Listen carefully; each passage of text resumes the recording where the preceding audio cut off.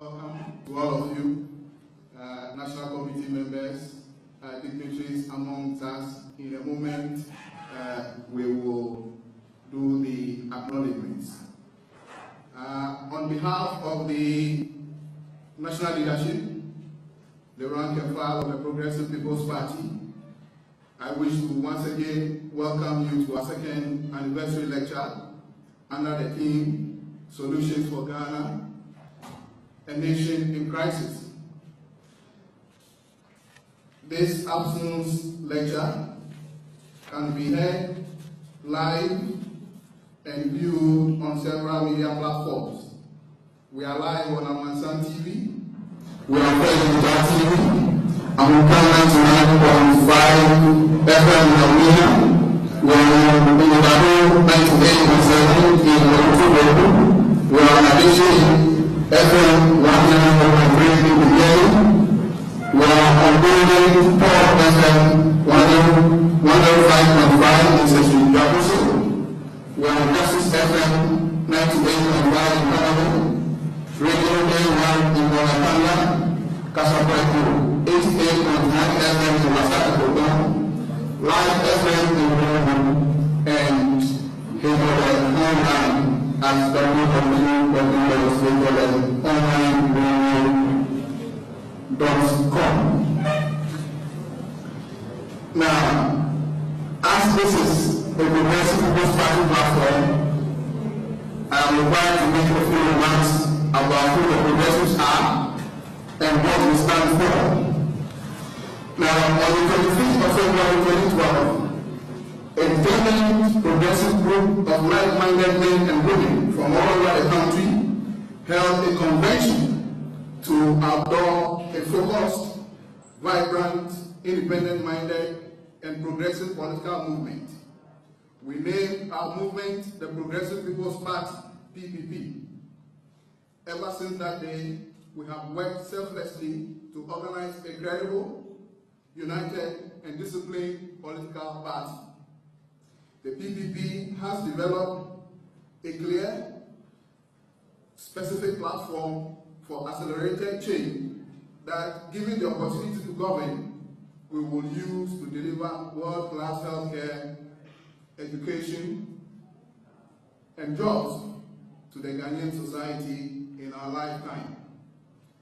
We did not do as well as we had hoped in the 2012 elections, but we made our mark enough to end the P.P.P., enough to end the consideration as the best alternative to the NDC and the NPP. It is obvious that the P.P.P. is unique. It is the only political party that is going to the people to discuss what we can do to unite the country, raise the quality of life of Ghanaians, and solve the problems that confront us. We don't engage in insults. There's no disrespect, no inciting people to violent behavior, and yet we are aggressively organizing and gaining strength from community to community. The P.P.P. is the only party that has committed itself to demonstrating the competence of its leaders and to fight corruption, starting with its own leadership. The P.P.P. since the 2012 elections has launched a national campaign against corruption and has organized demonstrations and lectures to bring attention to this important national problem. The party joined forces with others about the need to change the constitution to allow the people to elect their own district, municipal, and metropolitan chief executives without interference from the president.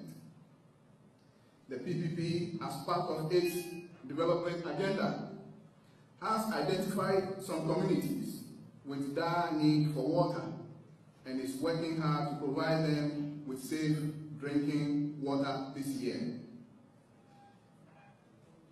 The Progressive People's Party is deeply concerned and disturbed by the enormous task left undone across country. The level of deprivation, poverty, and inhuman conditions across the country contrast sharply with the political talk and propaganda by those who wish to take credit for work they have not done. Following the propagation of our alternative policy visions in the platform that I referred to, many Ghanaians have expressed confidence in the P.P.P. as the best alternative to the NDC and the NPP. So today, we want to urge you, gathered here, and Ghana in its entirety, to change the narrative from can the P.P.P. win elections to can the P.P.P. govern Ghana well. If we get the question right, our answer at the polls will be right. And if we get the end, we will get the governance of this country right. So, in conclusion to my remarks, I'd like to put a question. Can the P.P.P. govern Ghana well? Yes. Our answer is yes. Our answer is yes. Yes, we can. Now, with these few remarks, we will move quickly to introducing the speaker for today, and I'll invite Mrs. Victoria Ama, Director of Research at the P.P.P. headquarters, Salon Accra, to do the introduction.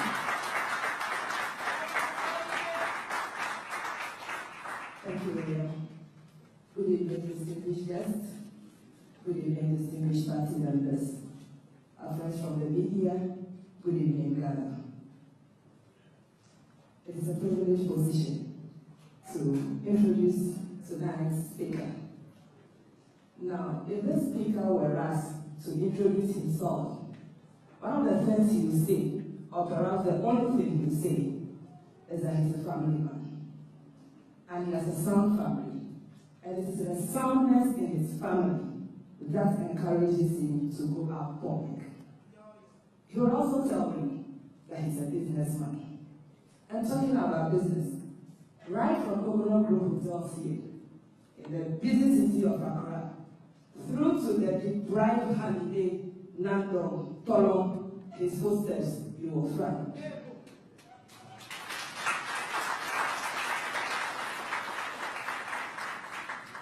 In public life, he needs no further introduction. He humbly started as an elected assembly member, rose to become a member of parliament, became minister in 3 most important sectors of the economy: cabinet minister in economic planning, in public sector reform, and in energy.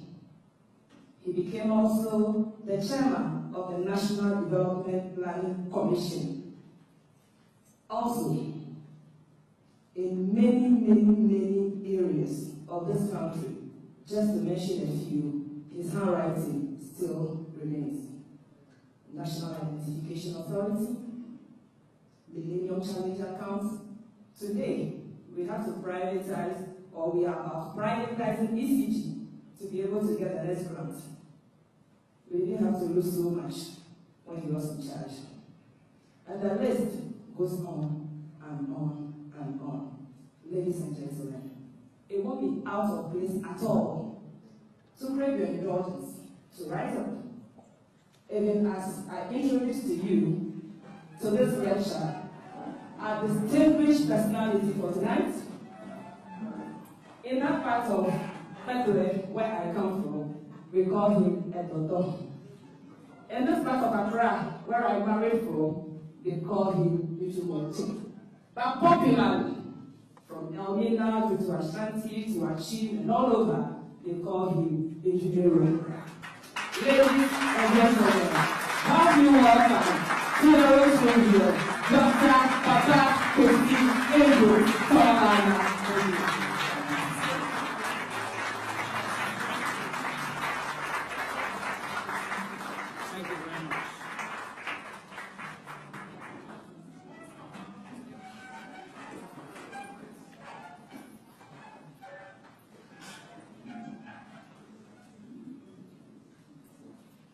Thank you. Thank you very much.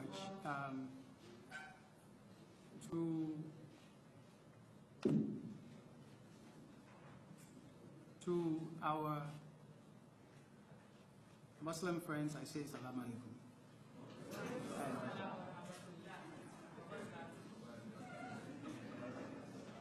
Barakali Salah.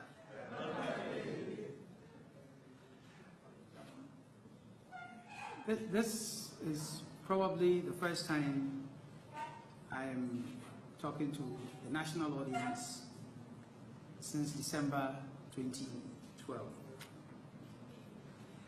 And for me, it is very important to link this lecture, the contents of it, with what qualifies me to stand here and talk about some specific topics. So it is not about university degrees, because when someone hears about a lecture, they think about a lecture hall, a classroom, a professor, or a lecturer. Well, I'm not a professor and I'm not a lecturer.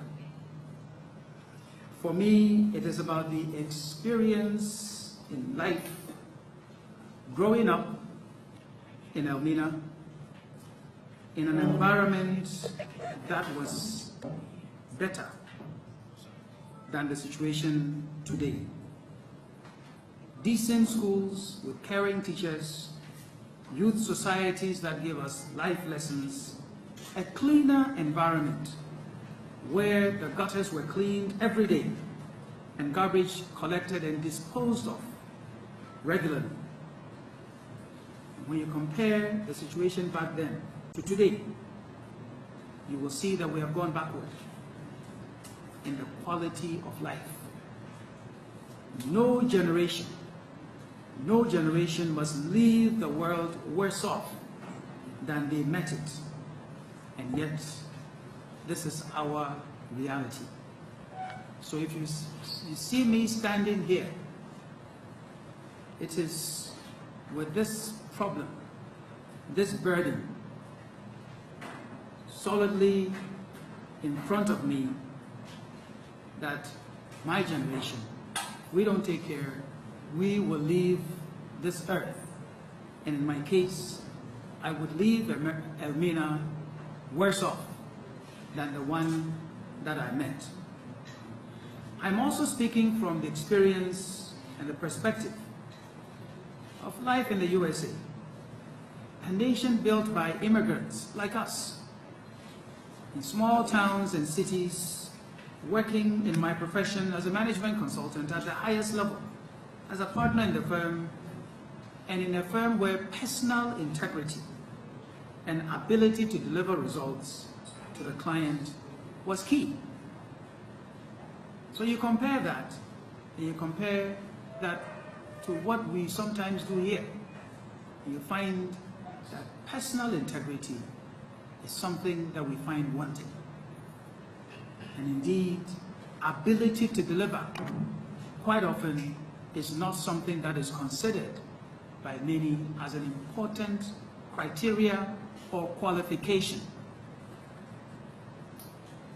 I also speak today with the full weight of my experience as an assembly member elected to serve my local community, the Akotobinsin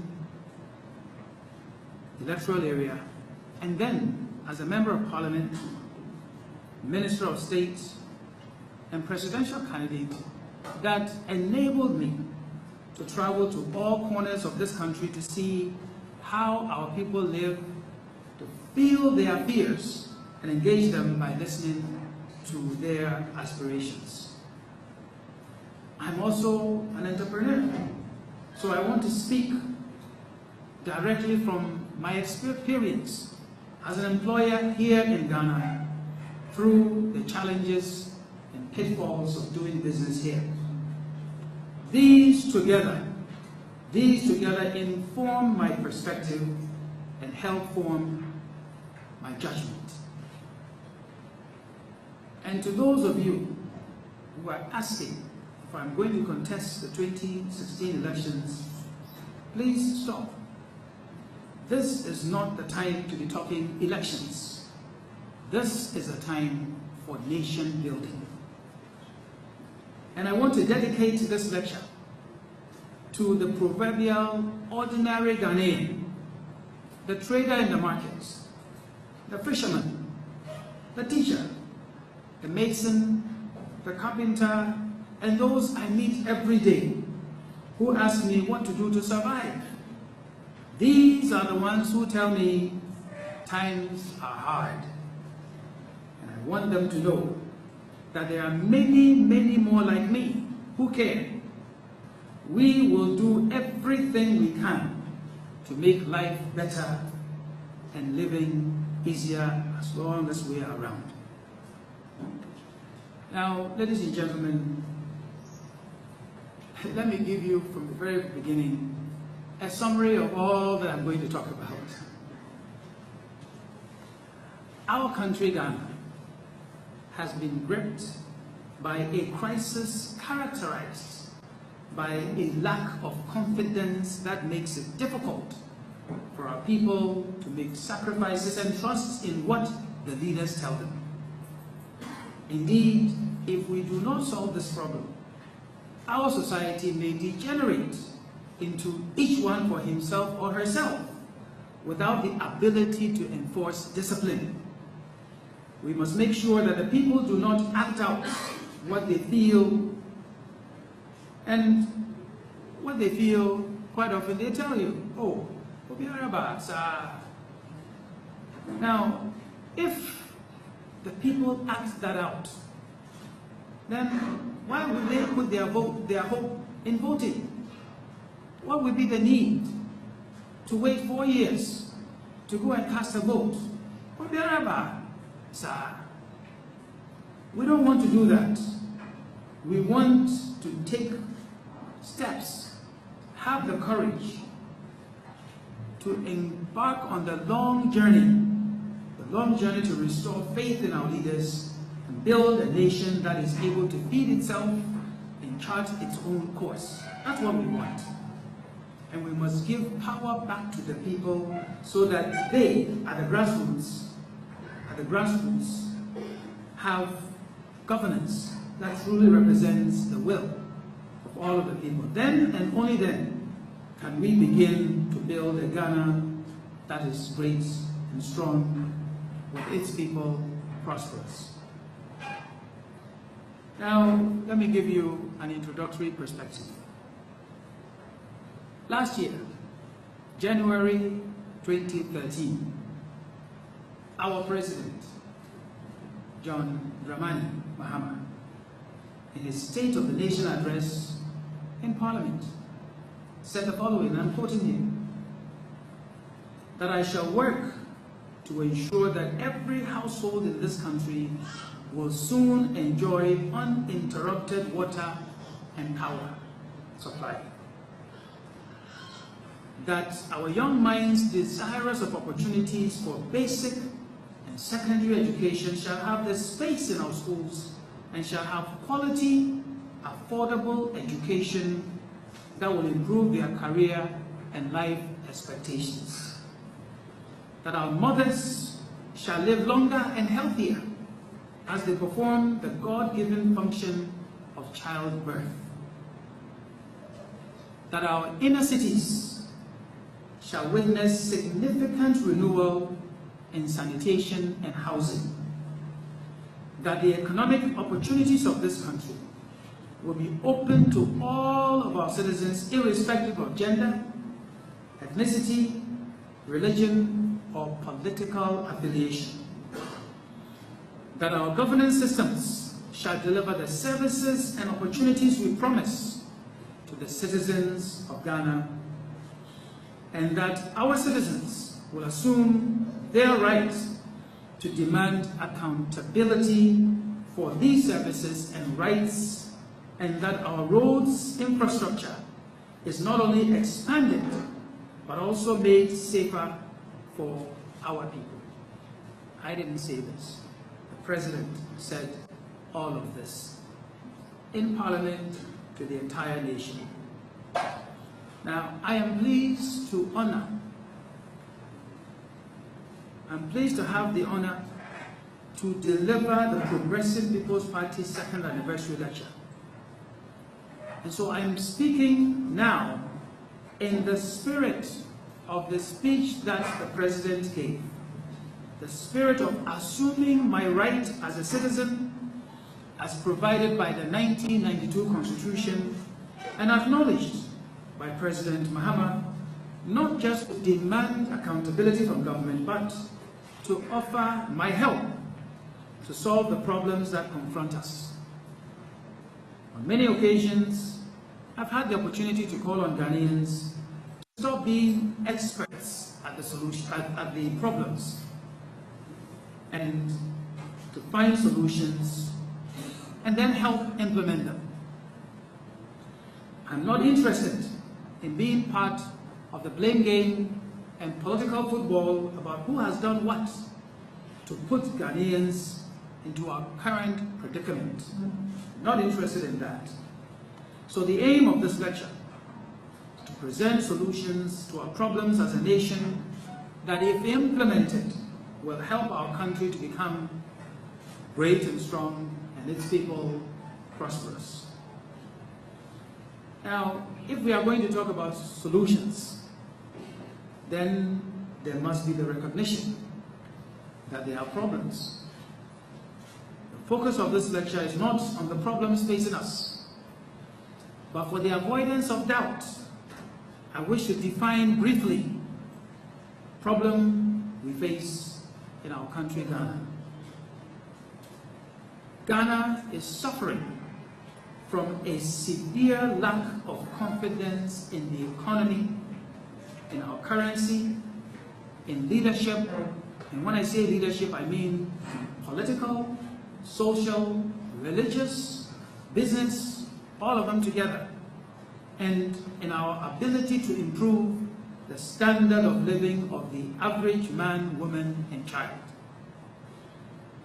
And when I say leadership, I am also including the chief fisherman and the chief tomato seller, because we're all part of the whole that we call Ghana. This problem, this severe lack of confidence, is the one we must solve. We are in a crisis, no doubt about it. Anyone who for political reasons wants Ghanaians to believe that we are merely facing some problems that will go away soon without the need for sacrifices, hard work, and a determined leadership does not respect the intelligence of Ghanaians. We, the people, must also treat such people, especially those who want us to feel joy when there is pain, with contempt of the highest level. For those of you who are enamored of statistics and macroeconomics, just know that we have gone from inflation of 15.9% in 2009 to single digits, back to double-digit inflation, over 14–15% now this year, after the improvement over what happened in 2009. And while our GDP has grown, and the GDP indeed has grown quite a bit, it had grown from 13.26% in 2009 to 47.82% in 2013. That's the growth percentage. The budget deficit, which was 10.8% of GDP in 2013, even though total revenue, well, let me state it properly. In 2013, our budget deficit was 10.8% of GDP, even though our total revenue jumped from 4.5 billion to 19.2 billion in 2013. I hope you get the import of what I'm saying. That our revenue jumped very significantly, going from 4.2 billion to 19.2 billion. It's not a small jump. And yet, we had a budget deficit of 10.8% of GDP in 2013. You might ask yourself, where did the money go?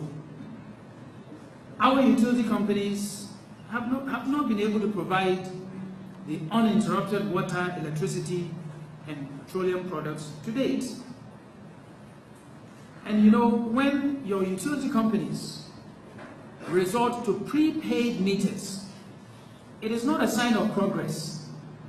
What it means is that they are not able to bill and collect, just as any business organization does. And so they say, pay in advance. That is not a sign of progress. In terms of quality of life, Ghana continues to struggle with poor sanitation, environmental degradation, and so on and so forth. Ghana can clearly do better than this. So the reality is that there is no better Ghana anywhere. There are people who sit in media houses and they talk plenty. They talk a lot. Endless arguments over statistics. But the people out there, go to Wedana, go to Awasu, go to Budia in the north, go to Zari and many other places, and many of them qualify as a group of communities we have come to know as part of the forgotten Ghana. And I'm telling you, the forgotten Ghana, these are not places we can, for a very long time, continue to forget about. One day, if we keep forgetting about those people, they will rise and they will show up and say, we are here, and demand their share of whatever it is people are enjoying. So enough about talking about the problems. Now let's talk about solutions. Because I want to go now, in terms of the solutions, from the general to the specific, and present to you what, in my opinion, will lead us out of the crisis we find ourselves in. So I will address topics such as our constitution. We'll talk about corruption, energy, single spine, emergency health care, reducing the size of government, and others. So number one, before we can solve any problem, before we can solve anything at all, we must first know and acknowledge the fact that we are a nation in crisis. And I've said it here twice. A crisis of lack of confidence due to the inability to do what we know needs to be done. So my first solution is, let's face up to where we are so that we can all agree on what we must do and the part each one of us needs to play to get us out of our current predicament. We, the leaders, political, business, religious, all of us must know where we are so that we can find the right messages and design the most appropriate plans for correction. It is then, and only then, that we can ask people to make some sacrifices in the short term for long-term gain. But if we, the leaders, say, oh, we're just facing some small problem, and you wait, in a week or two, everything will be fine, then who would you go and ask to make some sacrifices? When the people are saying times are hard, what are you going to say to them? And when you tell them, wait 1 month, and 1 month comes, and still we have the problem, then what do? Lack of confidence in what our leaders tell us. So first and foremost, what I'm suggesting is that let's face up to the problem and admit that we are facing a big crisis, one that requires each and every one of us to make sacrifices and wait for a little while. And when I say a little while, I'm not talking 6 months, I'm not talking 1 year. We need more time for this situation that we're in to be taken care of. Number 2 is that we can only achieve true progress with a unified Ghana. So the need for an inclusive, united society, Ghanaian society, is paramount, because it is this national unity that will reinvent the Ghana we have. So we must, all of us, promise to build a solid Team Ghana by reinventing our Ghanaian selves, our attitudes and way of life. You know, an 18-year-old today has never known life under a military dictatorship. An 18-year-old. And indeed, most Ghanaians today are under 21 years of age, most of them. And the vast majority of Ghanaians are under the age of 35.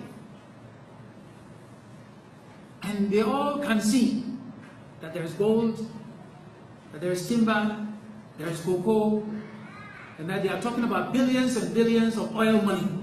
They can see all those things. But many of them are not even well educated. Many can't find jobs. So what are we going to do? We cannot deal with these people by dividing the nation into who is a Fanti, who is a Gan, who is a Nzema, who is from Bole, who is from Elmina. We can't do that. We can't let our tribal and ethnic affiliation define who we are or our politics. And even more importantly, who gets what job? Who gets what contract? We can't let who is NDC or MPP or P.P.P or PNC define who gets what job, who gets what contract. The jobs, they don't have political signs on them. Opportunities don't have political signs on them. When problems come, the problems don't go from house to house to find out there's an Osunu man here. If you're from Oaha. They don't do that. So my point is, let us decide that we will use the principle of a united nation to build a new Ghana. And if we are going to build a new Ghana, then we have this politics that these days everybody understands. Everybody is singing the song. Winner takes all is bad. Winner takes all is bad. Winner takes all is bad. And then they go home. And then they ask, this man, or NDC, another P.P.P. Another P.P.P. You can't do that. We need to look at all of us as people belonging to one country where the opportunities are shared and shared equally amongst all of us. So that's number 2. Number 3, and for all the things that I'm going to say to you today, number 3 for me is the most important, number 1 priority, bar none. It is the one thing we don't solve. We will continue to be in where we are, a nation that never meets expectation. Because I am convinced, beyond all doubt, that the crisis we face in Ghana is not because we have a weak currency. It is not because we are a nation that exports raw materials with little or no value added, or that we need to industrialize, or that unemployment is very high. And it is not inflation or the importation of virtually everything under the sun These are problems for sure, but some problems are fundamental, and their solutions will become solid foundation forming. I lay the crisis we face today squarely at the doorstep of the 1992 Constitution that legitimized an elected dictatorship and centralized our system of governance in a way that has left other arms of government weak to act and too poor to serve as an effective source of checks and balances.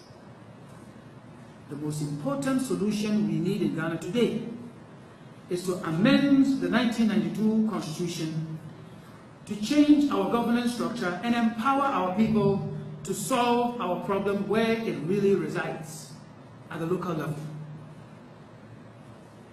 And I wish to quote from a gentleman, he's not a Ghanaian, who wrote, his name is Egon Schwell. He wrote in the American Journal of Comparative Law, and he wrote about the Republican Constitution of Ghana. And I've just taken a few pieces to read to you. And he says, the executive power of the state of Ghana is conferred upon the president, the head of state. In the exercise of his functions, the president acts in his own discretion and is not obliged to follow advice tendered by any other person.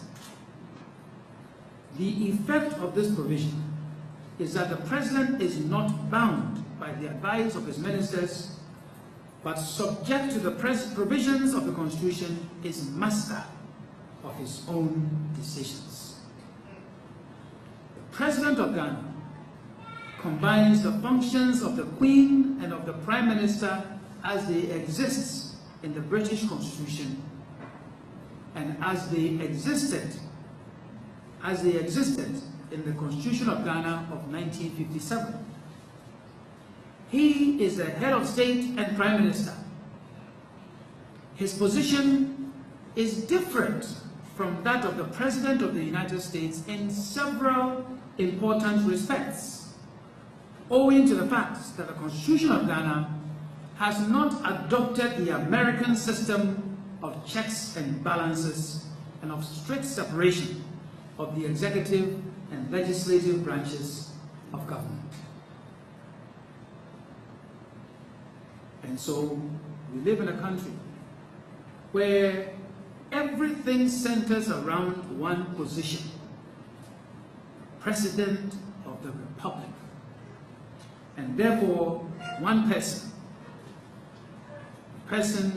in this case today, John Dramani Mahama.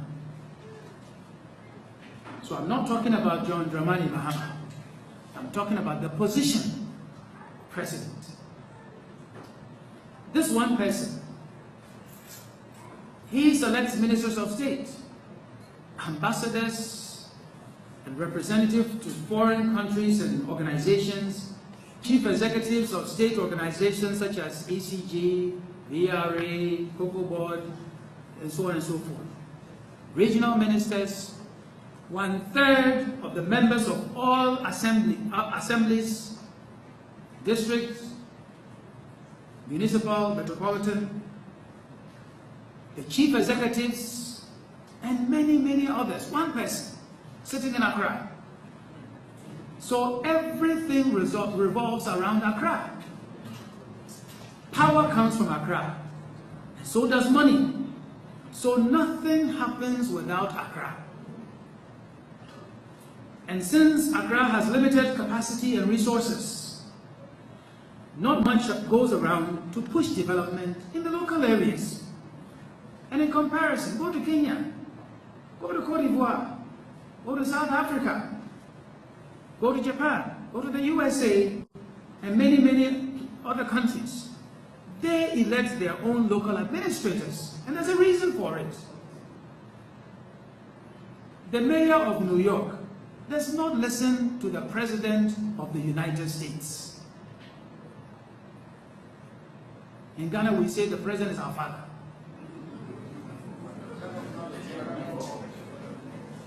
So he's the father. Everywhere he's the father. And then some people will ask, but if the president is going to Elmina and the municipal chief executive is from P.P.P, who is going to provide for the president's security? And I say, Abba. The president of the Republic of Ghana is going to Elmina. And somebody is asking me, if the chief executive there is from P.P.P, who will provide for his security? When the President of the United States of America is going to Texas, and the Texas governor is a Republican, it's not just any Republican, it's a Republican who decides that, hey, this man, I don't even recognize him. I won't even go to meet him at the airport. Is the president's safety compromised? No. He goes, he does his work, and he goes back home. But the governor of Texas is the governor of Texas. The people elected him. And if the mayor of Washington, D.C., who lives in the same city as the president, does not do his job well, he can't run to Obama and say, oh, please, Obama, save me. 4 years comes, they will vote him out. That is what makes the mayor sit up and work. But here in Ghana, they sit and they wait. When they hear that the Minister of Local Government is coming, then they start cleaning. They start cleaning. When the president is coming, that one is worse. Everything stops.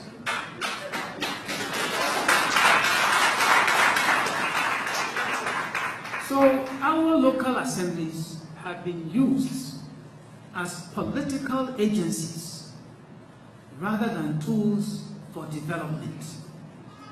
And it is this plain truth that prevented the NDC on the Rawlings, NPP on the Kufo, NDC on the Atamils, and now NDC on the Mahama, for agreeing that we must amend the Constitution. But I want to tell you that it doesn't even work. Because if by having 1/3 of the assembly members and all of the district chief executives, it will guarantee you victory in election, then why did the MPP lose in 2008? Why did the NDC lose in 2000? You understand my point? Even that political thing that they are even talking about, it doesn't work. So my point is that this important matter, this is what we must all explain to the rest of Ghanaians, that the job in Accra is too huge for one person to handle. That if development is shared, the leadership is shared, the task will be smaller everywhere, and we will create many leaders who will then work to solve the many problems that we have. That is the surest way to having a great and strong nation and a prosperous people. So what I am suggesting is that we step down the work of the Constitutional Review Commission and its Constitutional Review Implementation Commission, and step down the work and bring Parliament to the table, and then allow the people's will to prevail. Because everywhere that we've been, and we've explained this well to the people, they have understood it. And they keep telling us, but we are the ones who elect the president. We are the ones who vote to elect the MP. So if we can cast a vote to elect those big people, why can't we cast a vote to elect our own chief executives? And if the people are stupid, then what are we saying about the vote they have been casting to elect an MP, to elect a president? So I am saying, and I'm suggesting to President Mahama, that he should carve a solid place in the history of this country by supporting the crusade for local autonomy for this election of chief executives freely with no central role by the executive branch of government. The day that he does that, he wouldn't have to invite me. I will go there and say, Mr. President, well done.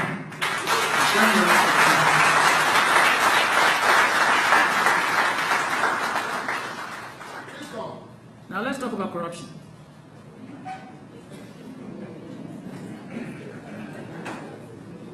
Corruption is a waste, total waste of public funds. And in our estimation, we're doing our own small calculation, that at least every year we waste 3 billion Ghana cedis because of corruption and waste. Now, if you would, I hesitate to say close your eyes, but close your eyes and imagine. Imagine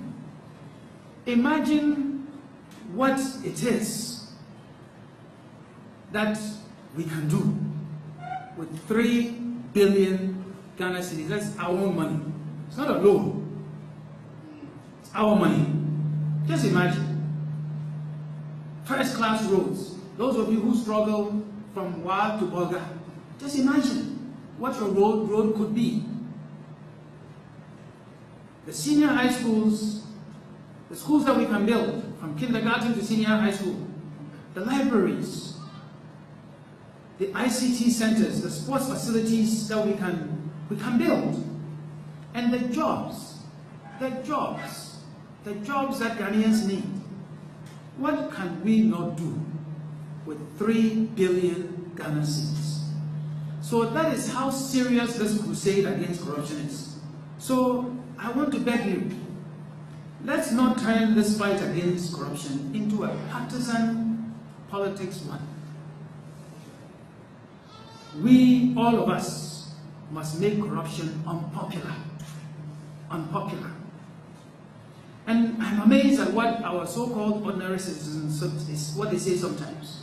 Right or wrong, virtually every piece of news that has money attached to it turns into something wrong.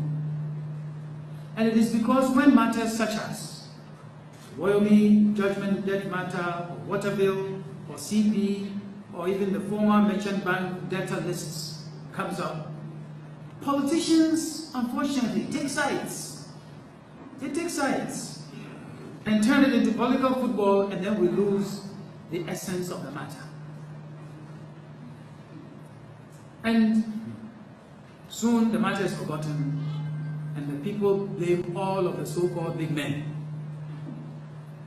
But you know what the people are also doing? They are also saying they are waiting. One day, they will also get close, so they can get theirs. Can you imagine?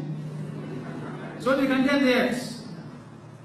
So we must understand that all of these things, how can an economy work?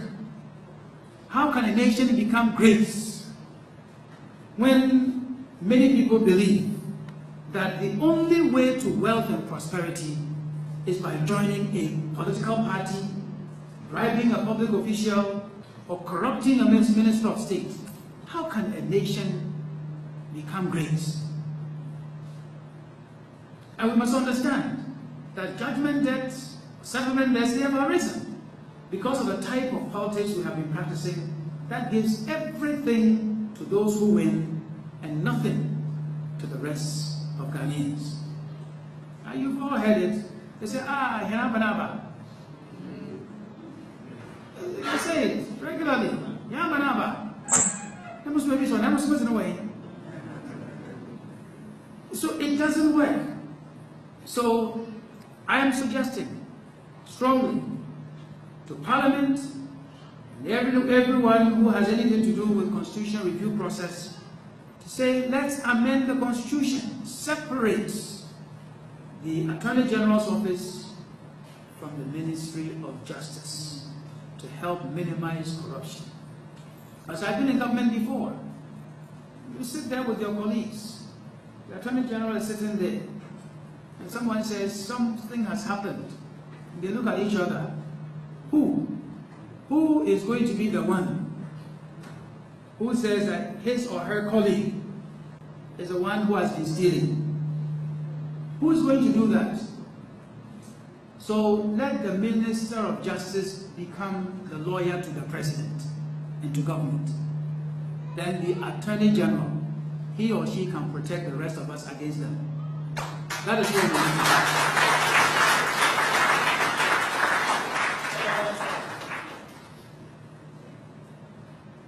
My next point is to reduce the size of government.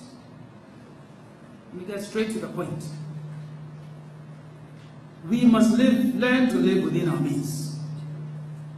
You do that in your home.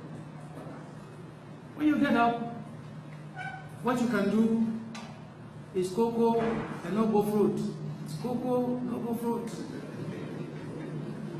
What you can do is fufu and soup. And maybe some vegetables. That's what you get. You become a vegetarian.